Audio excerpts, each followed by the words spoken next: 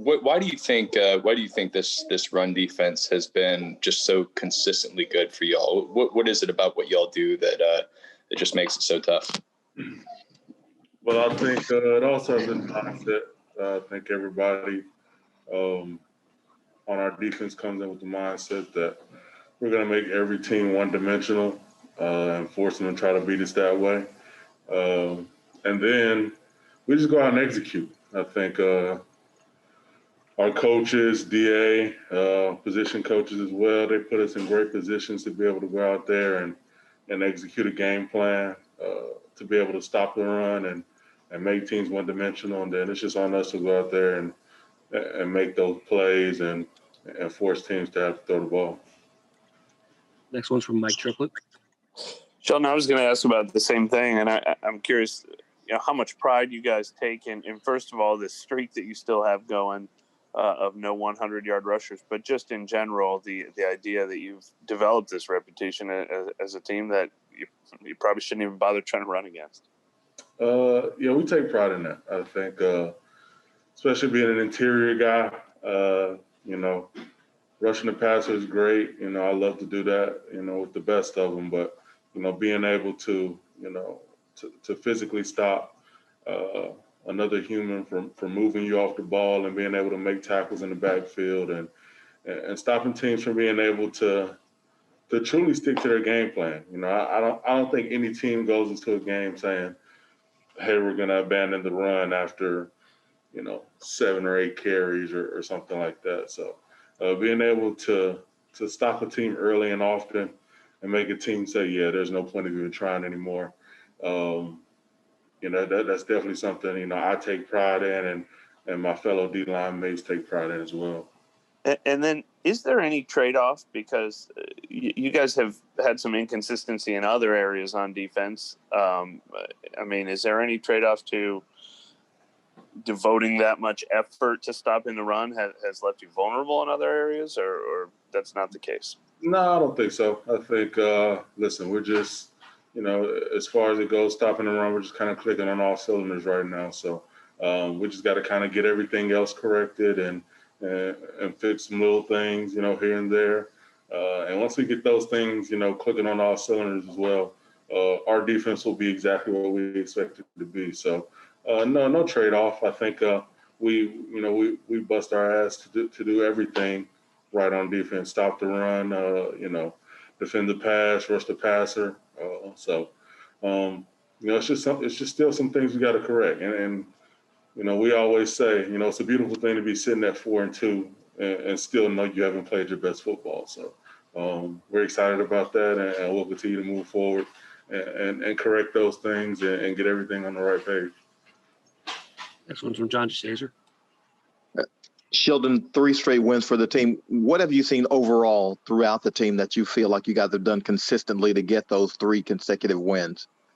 I think the big thing, that pretty much anybody can see is, how we fight through adversity. We've dealt with some, whether it be, Detroit starting down 14-0. 5 minutes into a game, you're down 14-0. Nobody wants to start a game that way. And then whether it be, yesterday where we felt like we were, getting off to a fast start and then, a few plays here and there, they're right back in the game. But we were able to weather the storm, I think Sean always talks about, you got to find a way to win that game. Every game is not going to be, come in and roll the ball out there and just be able to go, out-athlete people or just hang 40 points on everybody. You just got to find a way to win that specific game, however it is that you got to win it. And we've been able to do that over the last couple of weeks. So just continuing to do that while continuing to play better in certain aspects, we'll be right where we want to be. Next one's from Brad Walker. Sheldon, what was it like just seeing your college roommate, not roommate, but college teammate yesterday and trying to get to him? Listen, Teddy is just as shifty as he was, when I was chasing him around in Louisville, when I was chasing him around here. Listen, it was definitely good to be able to compete against that guy. It's definitely my first time I've actually done that. So it was definitely fun to go out there compete against him. I was able to get a good shot on him. I was surprised he held it that long, but, I appreciate the quarterback here, Teddy. If you're watching this, I appreciate it. But yeah, I mean, it's definitely, good to go out there and compete against him, but, even better to come away with the win against him. What did you say to him when you hit him? I didn't say nothing. He kind of laughed a little bit, but, that's Teddy. That's Teddy. He's going to take it all in stride. He loves to compete just as much as I love to compete. So he definitely took it all in stride.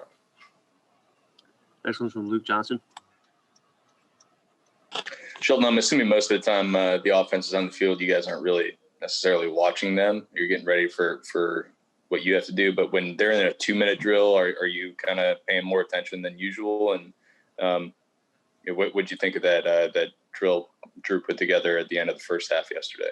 I mean, I will say I am always watching as much as I can, just because you never know, what type of stuff is going to happen. Alvin may, cut across the field 2 or 3 times and, go for 80 or, like you said, I mean, Drew with his, pinpoint accuracy, knowing exactly where to go with the ball down the field. I mean, as many times as I've seen it, it's still, in that game atmosphere, it still amazes me to this day. So, just glad he's my quarterback.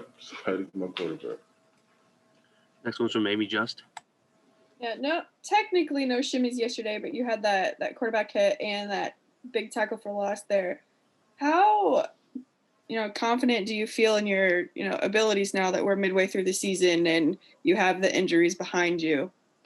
Yeah, listen, for me, it's all about improving each and every game. I think each and every game I see, flashes of, the guy who, you guys are accustomed to seeing, I'm accustomed to seeing, and the guy who I'm continuing to grow and try to become again. So, I was talking, to somebody yesterday. I just got to continue to put it together. I got to continue to, stack those moments, stack these days, and eventually it'll be clicking, and and I'll be rolling and doing everything I want to do. So it definitely feels good to be able to go out there and make big time plays for this team.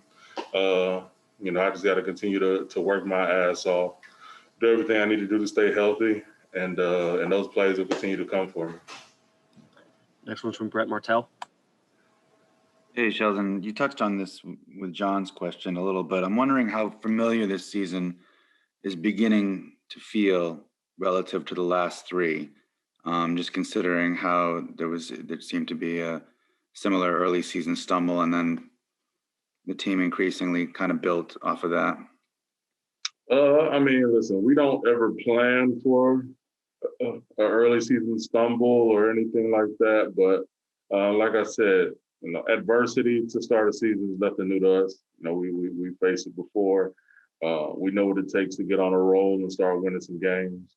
And like I said, we know that, each and every game is going to be different. We got to find a way to win that specific game a certain way, whether it be coming up with a stop, like we were able to do yesterday, Marcus with that big time sack, kind of putting them, in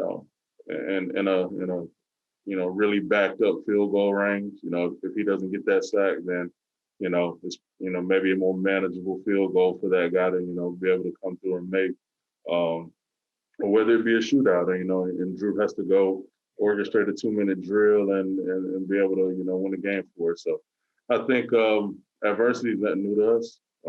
We've always found a way to weather the storm, and we'll continue to get better, continue to fix the things that need to be fixed, and we'll get on a roll here.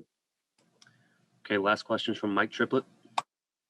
Sheldon, you just mentioned that sack. I'm curious, was there any acknowledgement before that player in the huddle of specifically what a sack would do for you guys in that situation? That, not just getting off the field on 3rd down, but backing them up as well. And how big of a play was that for everyone involved? Yeah. I mean, in that type of situation, we're always looking for, sack or turnover. Those are the 2 big things that, in that moment, we're talking about. We're echoing across the front. To the linebackers, secondary as well. Like, we got to come up with this play.